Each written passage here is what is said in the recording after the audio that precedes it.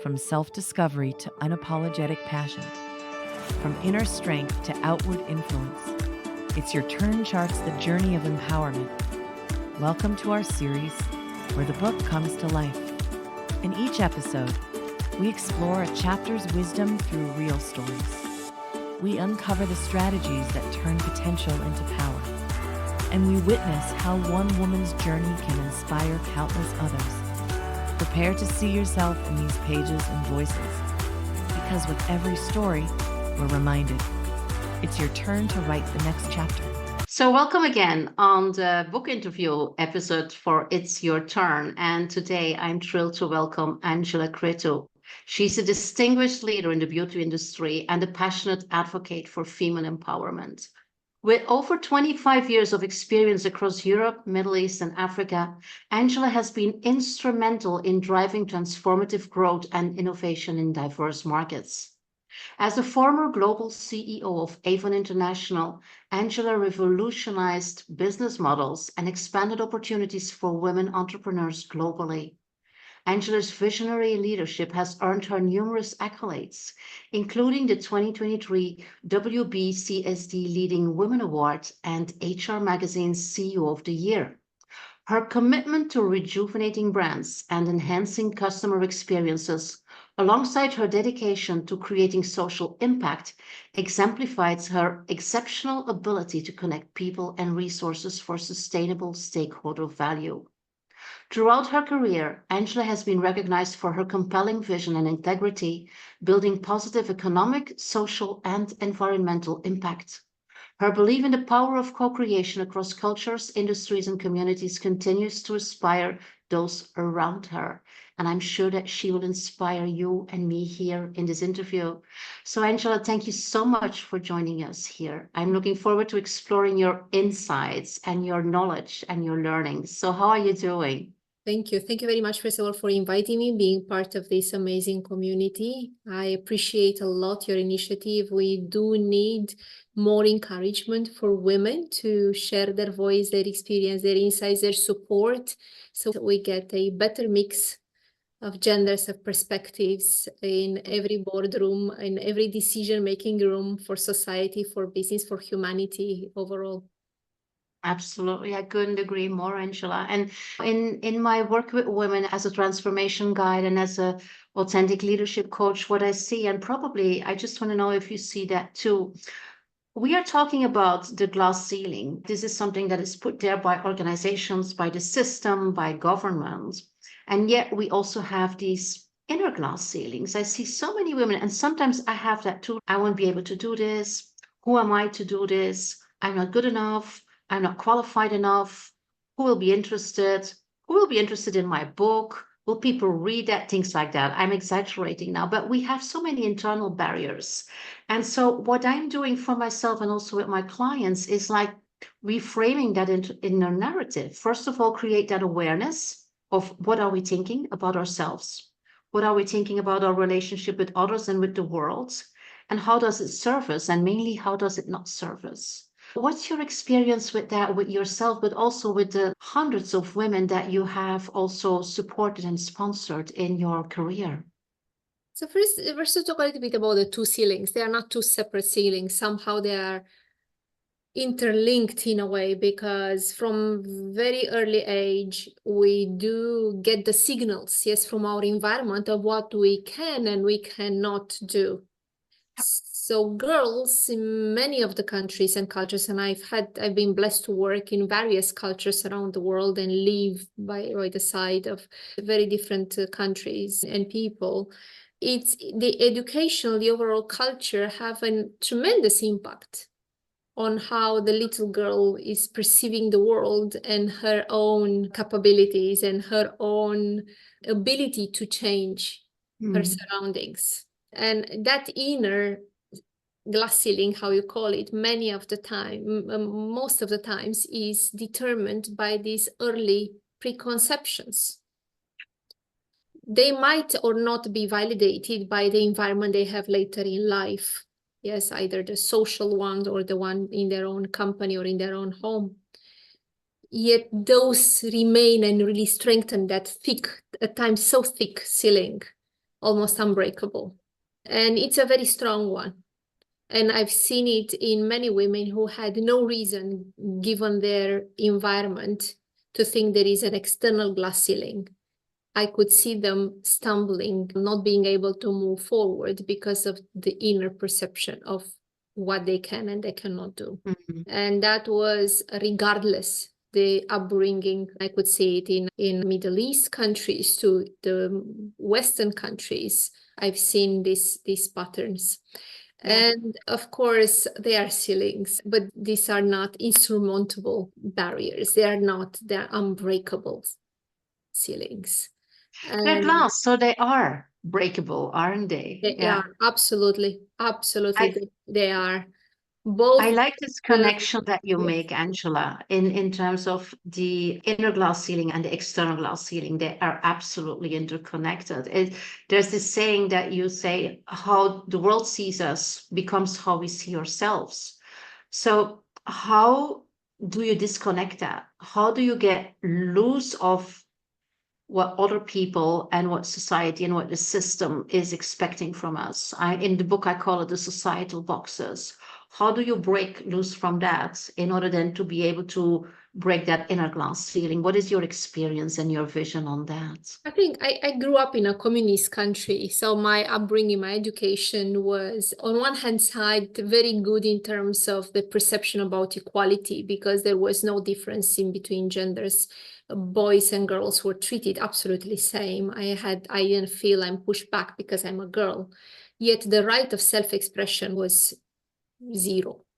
There was no way somebody could assert any own critical thinking or principles. So very difficult to create an impact when one could not be oneself. Yes. Growing up, how to exit this box. And it's not just my example. I worked and also supported thousands of women around the world due to my job being part of Avon, which works with 5 million women representatives around the world, being in their homes, praying with them, dining with them, laughing, crying with them. I've collected 100 lives into one. So learning from them, I learned that the only way to exit a box is to see what's outside of the box. Because the opportunity or the threat are giving people the energy to change the status quo. But to see the opportunity or threat, you need to be able to see. So not education is huge here. Or support woman to woman. It's enough to have a strong woman in your family or in your community, or a man. Whereas it's not just this matter of women supporting one another, bring that emotional component as well, that things that can be done. But men as well can open up new paths for women. Many men have influenced my life this way. But there were women, those I owe my real, how can I say, becoming to. The overcoming and becoming journey too. So that is what would be in short, my answer is to see, help women see what's outside of the box and what's the opportunity or the threat if they do not exit their own precondition. Yeah. Yeah. If the first step is to see, then what is the second step? In terms of, I believe it also takes a lot of confidence and courage to then step outside that box, because there's a lot of women who are aware that they are in like a strict limiting context, and yet they stay there because sometimes they're anxious, they're afraid, they contract, and they prefer to be in an uncomfortable situation that they know rather than go outside that box into this big world that seems so outside of their comfort. So how did you build that confidence and that trust to make that leap? In my case, and I'll talk about some other cases as well that I know, you talk about courage, yes, and the self-confidence. So when you talk about courage, is elimination of fear, getting that sense of innate freedom, that nothing worse, nothing actually bad can happen if you try out things, especially if those things are in the realm of learning and exposing yourself to new experiences that are not life-threatening. So once you settle in within, I don't know, settle this, that, hey, it's not life-threatening. And whatever else happens, it's going to be an experience and not a mistake.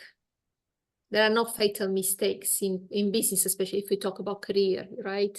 Or trying to speak up for causes that really matter in a safe environment. I'm not talking about the radical situations. Yes, those are very different types of boxes that needs to be broken.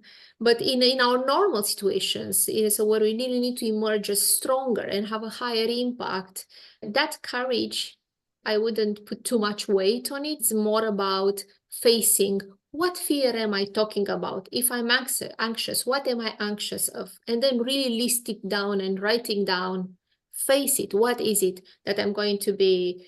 I will feel humiliated if I fail, that my father will say something, that my mother will say something, that my friends will say something. What is it? And if I call it failure, what failure actually means? Really go 5 layers beneath to actually get to the only answer possible is, hey, there is no little risk here. I'm not going to die. I'm not going to die. And nobody else dies. Yes, nobody else dies. So yeah, let's go for it. And then some of my big decisions in my life were actually the result of this process. And sometimes taking a leap into a complete unknown with a huge risks for my career and also my family life. Yeah. And then you mentioned the second pillar, which is self-confidence. That's extremely important. And I know lots of people talk about self-confidence and the women exert it versus men projecting it. I don't like the word self-confidence as much as I hate the imposter syndrome, the names of it. The feeling I acknowledge, but I prefer to call it self-trust. Because to me, self-trust makes the difference in between the projection of the statuesque confidence of men with a woman who really knows what she's doing. And I call it self-trust because it has a more, to me, it has that feminine power to it. I know I can do it. I'm not projecting it like a man, and it's fine. I don't have to be self-confident like a man. So that's one thing. And then the imposter syndrome, which is another big derailer. I hate to call it imposter because it's nothing to do with an imposter. It's a healthy doubt to me. And instead of pushing down under the carpet, I've always embraced it like a trigger to my motivation to learn more, to make myself visible, to ask more questions, speaking about having courage, to admit I don't know and find somebody who knows. Not just leave it that I don't know, but find somebody who knows and create that connection. So I turned that self-doubt into a healthy habit of every day asking myself, if my people, my own teams could choose their leader today, they could vote their leader today, would they choose me? Am I adding any value to this game or not? And if not, and many of the days, if I don't lie to myself, the answer is not very favorable. I don't feel like I'm adding value. I'm either overwhelmed or I haven't been focused or I haven't been fast enough or I haven't been nurturing enough or patient enough, or there are many of the days where clearly the answer is daring you to do more. And that's it. That's my trigger. So these are few key components back to how you nailed it under the courage and the self-confidence, but with a little bit of a twist on how I see it. Yeah, absolutely. And what I like, Angela, is that basically every day you do a self-reflection exercise, like how did I show up today?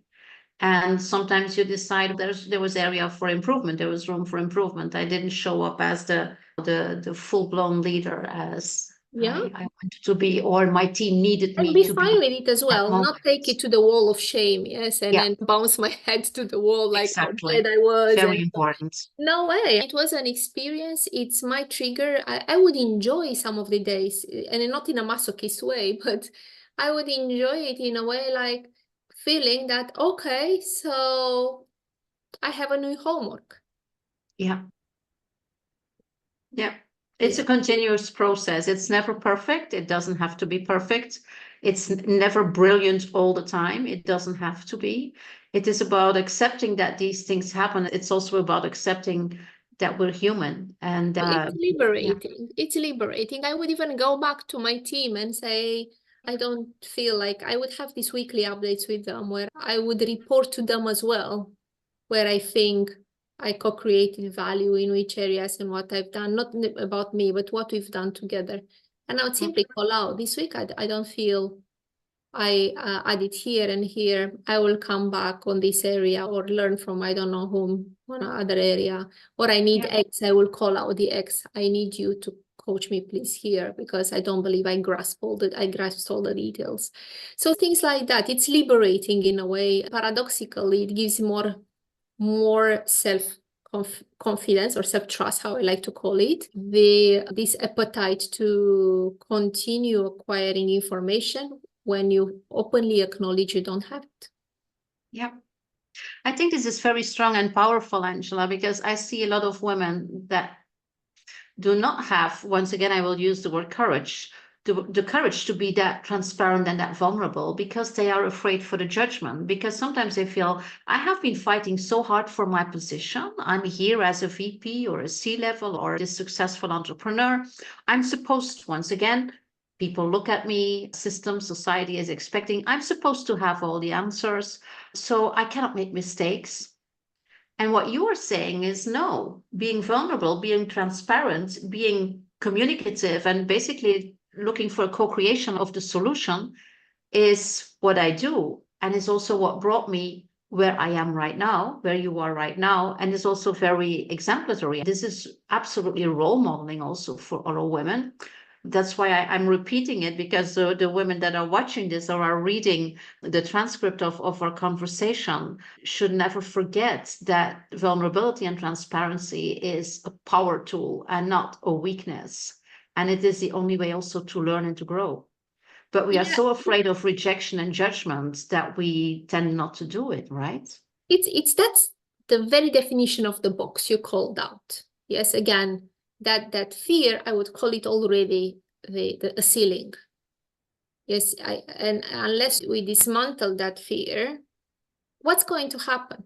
And even the fact, again, another word that I don't like very much is that we call it vulnerability. I don't know, not an English, I'm not a native, and maybe there are different nuances to it. But to me, vulnerability means, and as well, that I'm not really strong in that area. Yes. Yeah. I like to, and that even by calling it, look, I want to show my vulnerability. No, men talks about saying, oh, I have some vulnerability here or here. Yeah, exactly. Knowledge. I'm open. Look, I can be a perfect, I honestly, I can be a professional basketball player, but I'm not a ballerina. And I'm fine not being a ballerina. Yeah. Would that mean it's a vulnerability for me not being a ballerina?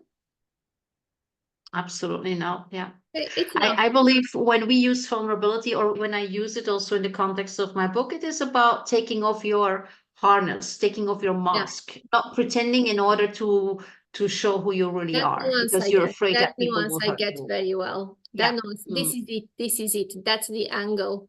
And we don't have to feel weaker just because we show. This is not Achilles' point. Achilles is not Achilles' point. It's not that kind of area that can harm me if people knew about it. Vulnerability is not that. Exactly. Yes, vulnerability, it's exactly that openness of what I am. And the more I have energy to call what are the multipliers, I have to have equal trust and confidence to call out what I'm not good at and what I do about it to complement, to compensate, to find those critical skills or knowledge or whatever it is. Yes. Yeah. Beautiful. We've been talking about leadership right now, also mainly in terms of corporate life. What I also like to do is to take it beyond corporate, to take it beyond our professional activity, because we are a lot more than a professional woman. We are holistic. We have a lot of other areas and elements of interest that we also can play a very important role. We're not only role models in corporate life or as an entrepreneur. And what I see also is how difficult it is sometimes to take our power and to take our strengths and our competencies and use them for things beyond our professional career, beyond ourselves, basically. And I see people doing amazing things in terms of trying to make this world a better place. And yet I believe that there's a lot more that we can do there. And then women say often, I don't have time for that. I don't have energy for that. I'm already depleted building my career and keeping my family in balance, if I can use that word. I know that you are looking a lot further than only the corporate thing. So how do you make that leap, that jump? What does it take to do that? I don't want to create a perception like the American movies that there is that such profile of a woman who wakes up in the morning, she does breakfast for 5 kids, she cheerfully welcomes her husband with a cup of coffee, then she jumps into her business suit, goes to work, comes back again smiling, going to gym, then again back for the dinner, and dinner is again set up perfectly, kids are going to bed happily, yeah. And the husband again it feels properly treated like a king, and then they happily go to sleep. I don't believe in these Bond women, yeah, James Bond kind of girls. It's all pretty fluid. It's not a prescriptive balance. It comes with life learnings. I'm sure that women whom you asked about this expansion of their impact, they were most probably in between 35 to 45, because these are the most intense years of their lives, where they literally feel dragged in 4 directions in any given day. Very difficult for them to zoom out, put everything into perspective, and have an articulate choice of experience, events, time allocation, so they can spread their energy purposely, not evenly, purposely for all this. The more we age, though, age 50, it's a golden age, where if one woman had the privilege to see a lot through her professional life or social or life as such, then it's easier to zoom out and be comfortable to reshuffle the energy and time for what matters most to her in this stage of her life. So I would say I wouldn't give one recipe that fits all. I would rather encourage, wherever we are in our life cycle, just to have patience, because we'll find ways to set with priorities and find the energy for what matters, if indeed we are meant for that. I love the term that you're using, to spend your energy purposefully. And I would like to add also, spend your energy intentionally. Oh, yeah. The interesting thing is that when we're talking about women 35, 45, when they're like in the full of their career, but also in the full of family life, and then the way that you describe this ideal woman, getting up in the morning, very energized and making perfect breakfast and, and all these things.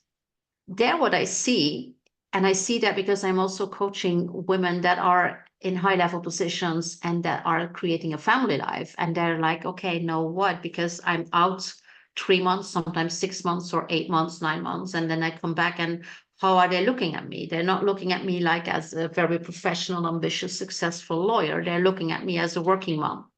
And I don't know how to deal with that. And so what I feel in this age range where you mentioned 35, 45, we often live again the life that is expected from us. And we sometimes do not access our resources. We're not resourceful in finding solutions for things that are really overwhelming us or depleting us, because this is what happens here. There's this career going on, and there's family life going on, and then sometimes maybe you have to take care of your parents, and then there's the self-care that we all have to do, and the exercising and things like that. And sometimes I feel like it is about focus, energy, intention, and resourcefulness. And I'm interested to know your opinion, because you have been working with so many women that are in that age group, that are also in that career phase. You have been sponsoring and mentoring them. So what things have you seen that people did in order to elevate that? They put Do I make myself clear? Those who have been, and I've learned from, very successful in gaining at the end a meaningful presence in all aspects of their lives. Because I think at the end, this is all one. They don't know how to get there. So they feel overwhelmed. They feel they lose their identity and compass. Yes, because they lose one key stakeholder in their entire time and energy management process.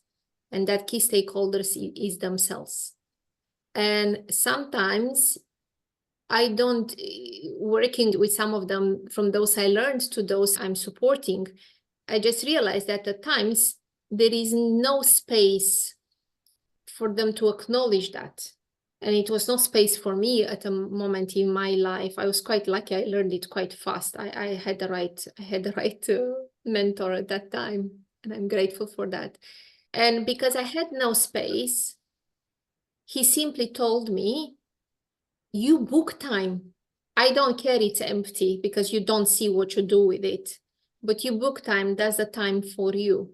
Which I thought it's an intrusion, and it's a kind of even offensive at some level. And then I couldn't even grasp what am I going to do. But that intervention at the end turned into being a new gate, like a new portal for me to rebalance everything and give myself time to look at my needs, from those most mundane ones, trivial ones, to those spiritual ones. Yeah, physical up to spiritual. Once I went through the journey, starting with the base up to the top of the pyramid in terms of needs, it's only then when I felt I finally gained composure. So again, paradoxically, the healthier mix I had in my stakeholder time and energy allocation management, the more I was recognized by the other stakeholders as well as being more valuable for them, although realistically I had less time allocated to them. That's a very important statement and experience. Yeah. Yeah. Yeah. Absolutely. And it is about the way that we talk about self-care the last couple of years. It's like a luxury thing, go to the spa or have a city trip or read a book. I do believe it's a lot more than that.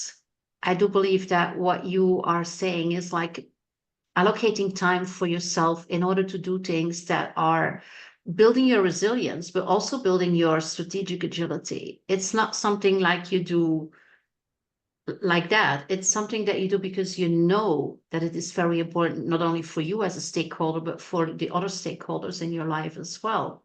And that everybody will benefit from it.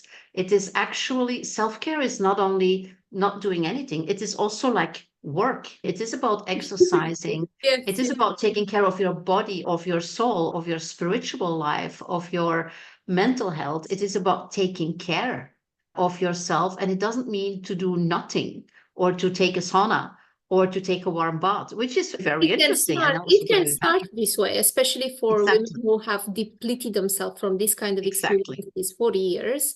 Maybe so that's why I said it follows the pyramid of needs. Yes. So it starts with very basic needs, like first, learn how to physically reset. Physically, our body and our mind and spirit, they are all interconnected. Physically, you have to put yourself into a state of openness to receive, more experiences.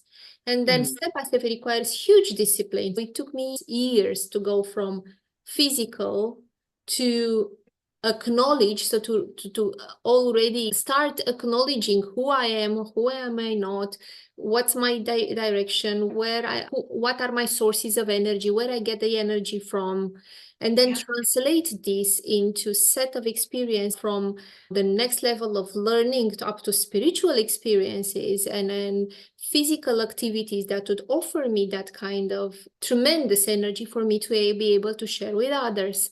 I think it took me years. I really hope other women, I can't wait to hear other stories. It took for them a shorter time. There are many women who are born this way.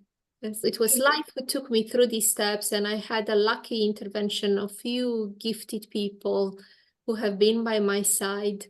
But it's extremely important. If it's something, this is what I would advise, is especially this group of women who feel they are victims of inertia of actions of others, and they don't have the control in this roller coaster they are continuously part of, is first do a vector of force to literally take them out the roller coaster, just to physically zoom out first.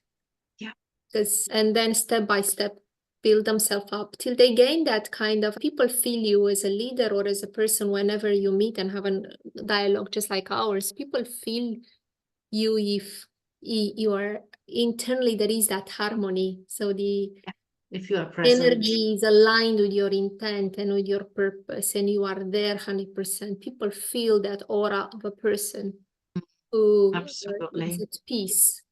And there are multiple benefits as a mother, as a partner, as a leader, as a supporter of others. Absolutely. And I think the difference now, Angela, is that there's much more information available.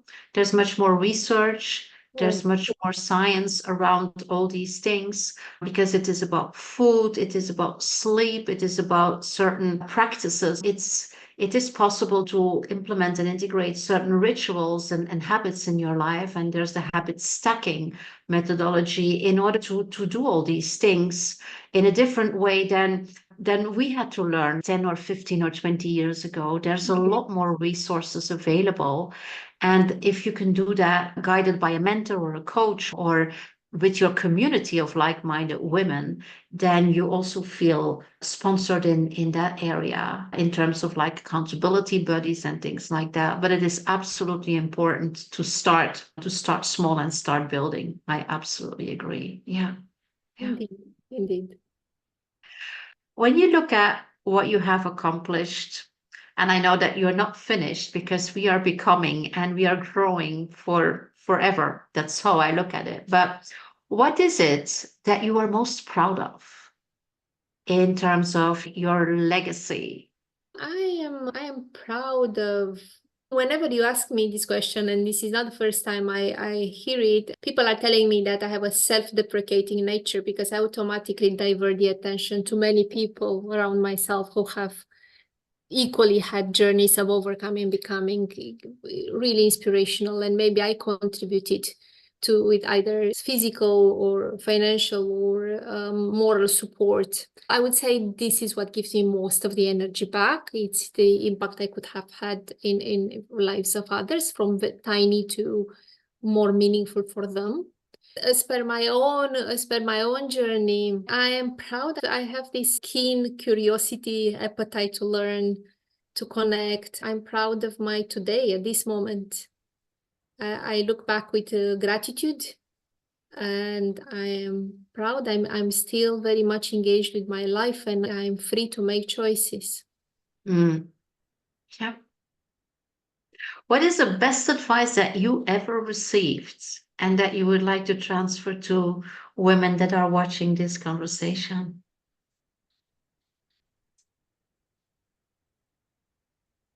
It's a quote from Exupéry. It said something like, I'm not going to cite it word by word, but it says something, it's only with the heart that one can see rightly. It's not with the eyes, but with the heart that one can see rightly. And it was one of my early colleagues, and that I respected and admire a lot, who told me that. They said, always assess a relationship and a connection of any kind, even situation. Don't just use your eyes and data. try to step back and feel it. You'll never be That's beautiful. Yeah, I believe it comes from Le Petit Prince, The Little Prince, Yes, from Exupéry, yes. which is I the don't know most all the words beautiful exactly how they're pronounced. story. Yes. It's the most beautiful story in the world. Read it, and I even saw a theater version of it when I was like 12. And then already it impacted me. But this is very beautiful. This is very beautiful to see with your heart and also to listen with your heart. And so if you would translate that in what that means in like daily life, what could women do in order to see with their heart and listen with their heart? How do they change what they're doing right I now? will give you a few practical examples. They would ask again, how are you? And this time waiting for the long answer.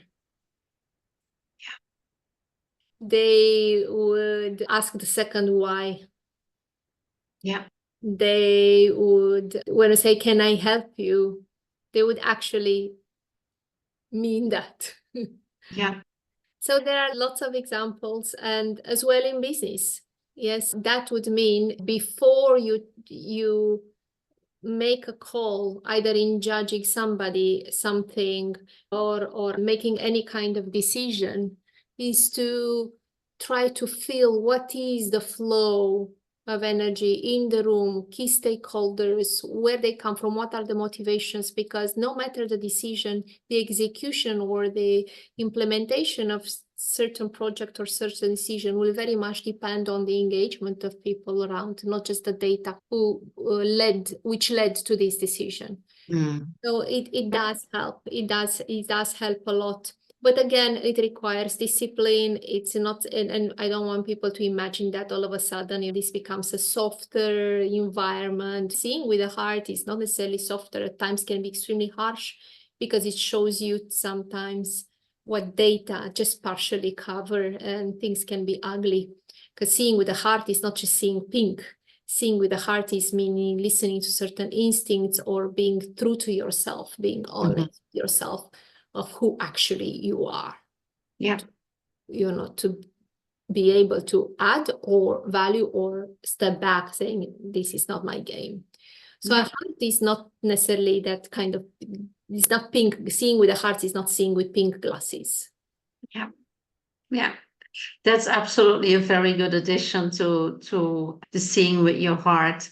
And I do believe that as women, we are working mainly in male-dominated environments. So we're used to see the data and see all the linear things and the yes or no and the good and bad and right and wrong, but in the linear area. And if you can add that element and that resource of seeing with your heart, it's extremely complementary. And it doesn't make, like you say, the things very beautiful and fluffy. It is just something that is our inner strength as women that we have for some reason learned to not to use, to undervalue, and that we should activate again and add to what we are already doing. Absolutely. And this is what I'm trying to say to different board members environments whenever I plead for healthier mix of perspectives, healthier demographic mix at all these decision-making forums. Because yes, men in general, and without trying now to generalize, but still many have been wired genetically, yes, to see things quite binary, linear, focus. Women cannot focus. I know it sounds bad, but thanks God we cannot. And I will explain what I mean by that. So they can move things into action, which the world needs. We cannot function, the world cannot function without men ability to do all these things. Women complement these behaviors with their ability to see in real time a myriad of variables. They have this ecosystem view and perspective because they are wired to juggle with many tasks in the same time. That's why they don't focus, because they are able to see like a radar screen multiple flights in the same moment at the same time and land them all safely.